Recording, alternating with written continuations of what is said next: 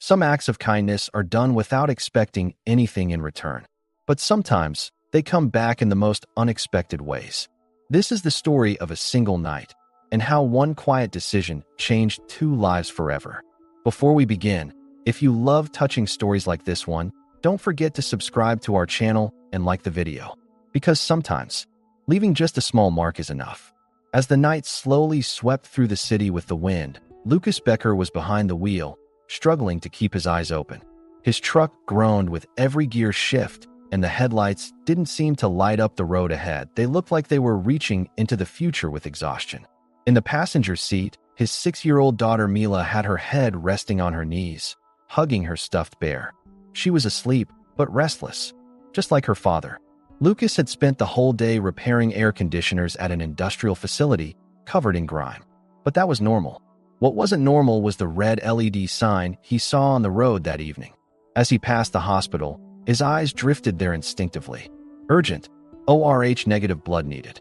No matching donor found. The words hit his brain like a dart. Lucas's heartbeat quickened. ORH negative, his blood type. Rare. Needed. Hard to find. When he pulled over, Mila opened her eyes. "Daddy," she mumbled sleepily. "I need to help someone," Lucas said. "It'll just take a little time." When he stepped into the hospital, the silence inside felt strange next to the urgency of the emergency room. The nurse raised her eyebrows as she checked his ID. "You're ORH negative?" "Yes," Lucas replied. "I'm on the backup list. But let's not wait for that today. I'm ready."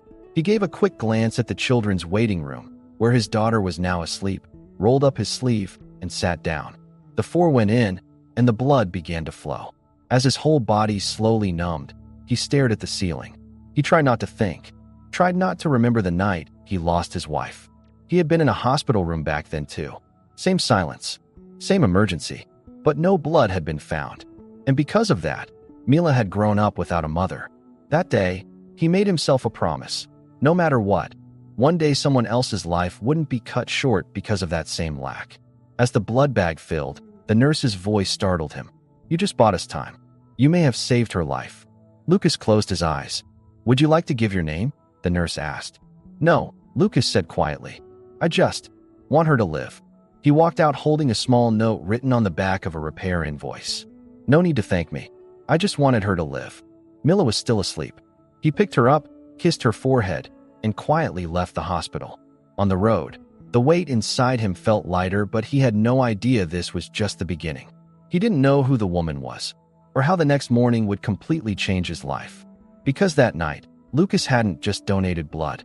That night, he gave a second chance to Isabel Schneider, the owner of a multi-billion-dollar healthcare empire. And Isabel would stop at nothing to find this nameless hero. When Isabel Schneider opened her eyes, the beeping of the machines echoing through the hospital room rang in her ears like a song. "My ceiling," she thought in the first few seconds. No, this was somewhere else. The ceiling was lower, the light softer. Her body refused to move. There was a deep ache in her chest, both physical and emotional. Her mind wasn't fully clear yet, but she could already feel something had changed inside. Death had touched her, but hadn't taken her. And this time, Isabel knew it wasn't a coincidence. In the chair next to her sat Emily, her assistant for years, and also her closest confidant. Her eyes were dark with exhaustion, her hair a mess. The moment she noticed Isabel was awake, she sat up straight. "Isabel," she whispered. "You're awake." "What happened?" Isabel asked. Her voice was hoarse, but what she really meant was, "Am I really still here?" "You were in an accident," Emily said. A delivery truck swerved into the path of a car that was trying to overtake. "You turned left, there was a child on the road. You saved their life. But you had massive internal bleeding. They couldn't find blood. You needed emergency surgery." Emily paused, her eyes filling with tears. "But someone showed up, just after midnight. Didn't ask any questions. Donated their blood. And now you're alive." Isabel took in her words in silence. "Who was it?" she finally asked. Emily handed her a plastic folder. She pulled out a piece of paper. It was an old repair receipt, folded and worn. Only one sentence was written on it. "No need to thank me. I just wanted her to live." Isabel stared at the note for a long time. No name, no signature, just a simple truth. Not indifferent, but selfless. "Can we find him?" Isabel asked. Her voice was still weak, but now there was something else in it, determination. Emily nodded. Security cameras only caught a few frames. His face isn't clear, but we've got a match from the blood donation system. Lucas Becker, 35, widower, works for a maintenance company. No registered address. But he had a little girl with him, around 6 years old. Isabel's throat tightened. That man. He came to the hospital with a child and gave his blood without asking for anything in return. This wasn't a debt. It wasn't an investment. This was faith. Faith that a stranger's life was worth saving. And it shattered everything Isabel had built her business logic upon. In that moment, Isabel made a decision. She would find this man, but not as a CEO, as a woman. Not just to say thank you to the stranger who saved her life, but to learn something all over again. Meanwhile, that morning, Lucas was in the corner of the kitchen in his old apartment, making breakfast with toast that he'd slightly overcooked. His eyes were still tired, but that strange peace inside him, maybe for the first time, made the morning feel meaningful. Mila was at her art desk, drawing a sun with colored pencils. Not yellow but red, with a heart in the center. Below it, in small letters, she had written, "My dad's blood is strong." He looked at her quietly.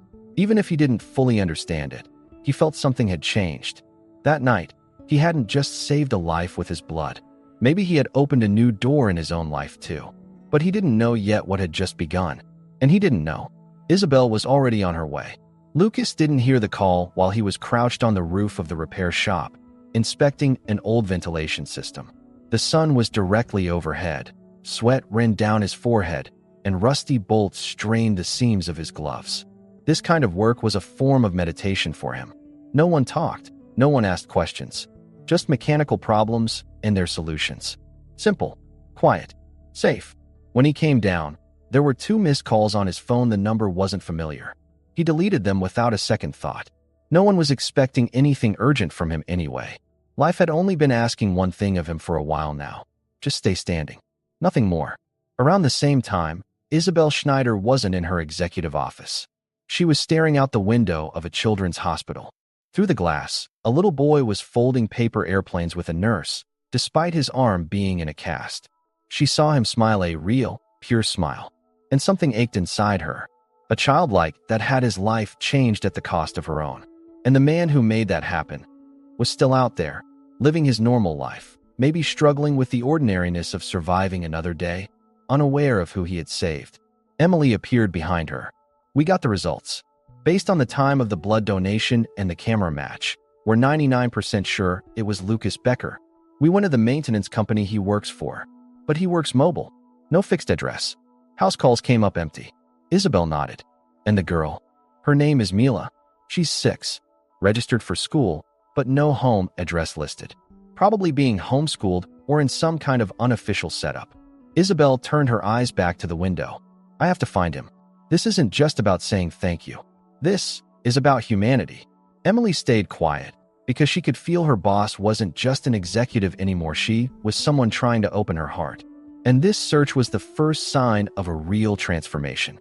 When Lucas came home that evening, Mila was sitting inside a cardboard box, saying she was building a spaceship. This part is the kitchen.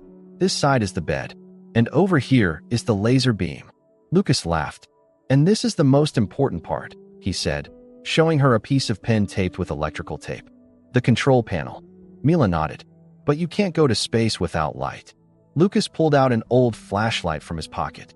If you're ready, let's launch, he said and turned it on. Just then, there was a knock at the door. Lucas's shoulders tensed automatically. No one ever came by this late. Not in this neighborhood. Mila went quiet. Is someone here? She whispered. I don't think so, Lucas replied, walking to the door. When he opened it, 2 women were standing in front of him. One was young, straight-haired, and dressed formally. Emily. The other? No, he didn't recognize her. But her eyes felt familiar somehow. The woman was holding a folded-up drawing, a child's drawing done with red sun crayons, clearly Mila's. Hi, the woman said, her voice unexpectedly gentle. My name is Isabel Schneider. Lucas furrowed his brow. Can I help you? The woman smiled softly. You gave me your blood. That night at the hospital, you saved my life. And I don't just want to say thank you. I want to get to know you. Lucas stayed silent for a few seconds. His eyes went from Mila to Isabel. I didn't do it for attention, he said. I just wanted something to go right. Isabel didn't look away. That's exactly why I'm here. Lucas thought for a few more seconds. Then the hinges of the door quietly pulled back. Come in, he said. And that small invitation was more than just a thank you. It was the first real coming together of two very different worlds.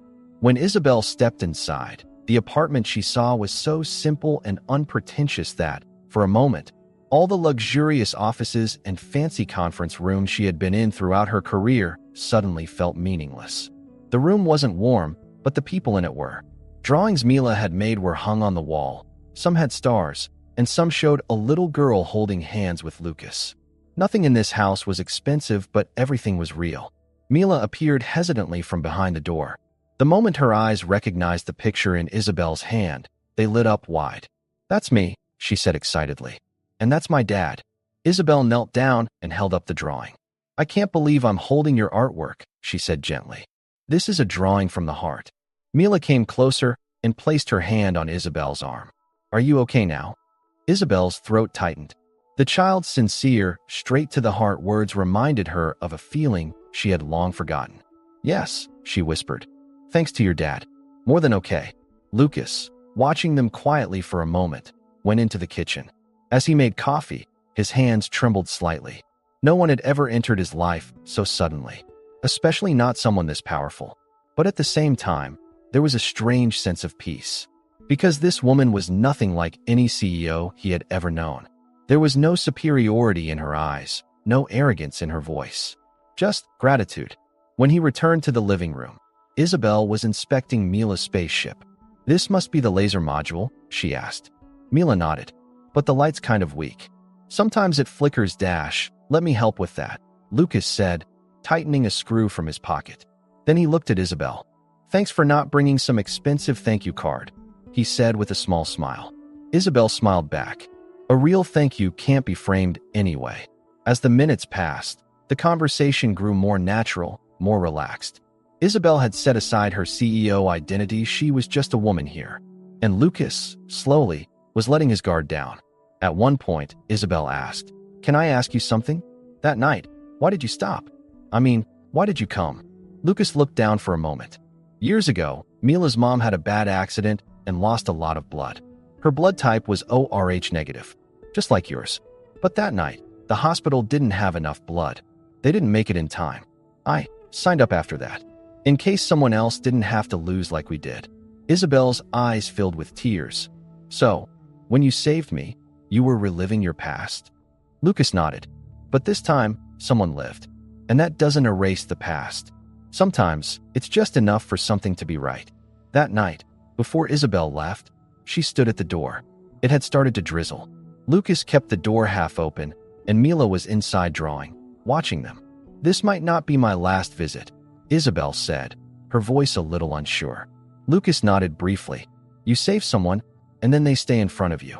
It's new, but not strange. Isabel smiled. I'm learning too.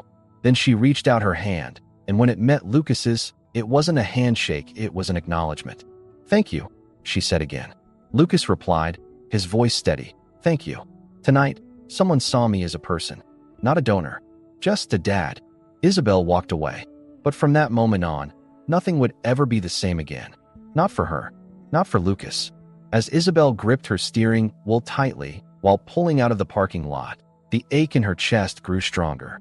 It wasn't the pain from the accident, it was the weight of something happening in her life for the first time that was completely out of her control.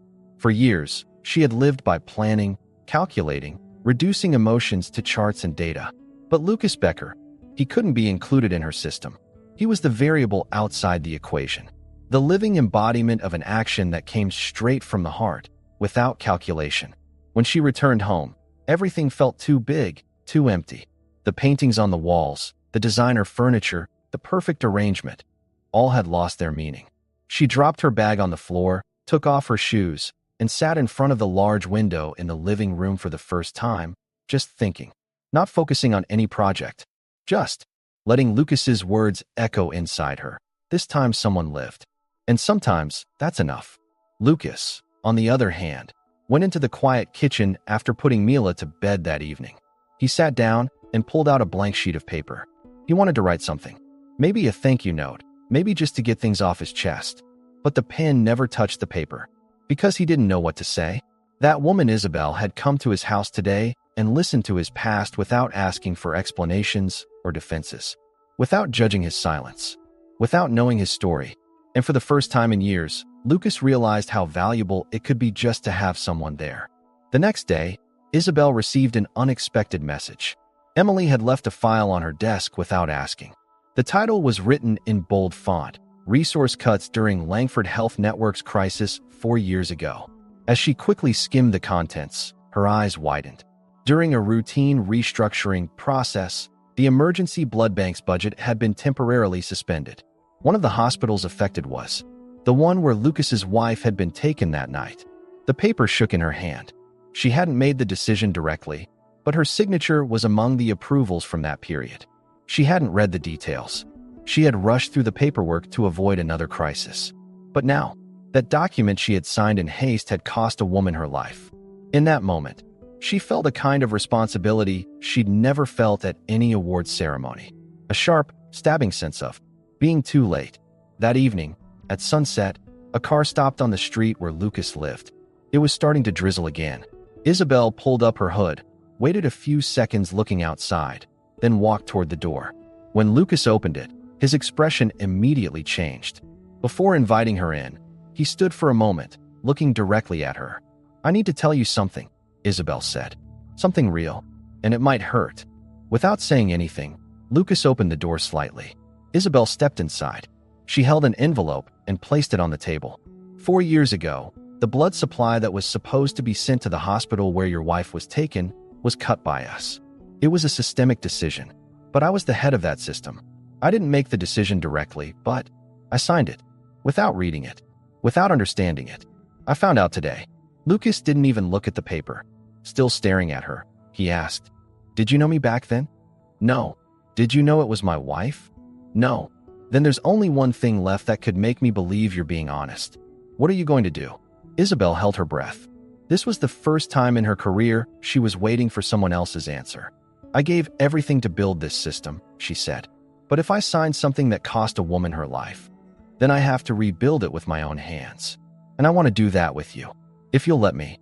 Lucas turned his eyes to Mila's red sun with a heart in the center, hanging on the wall.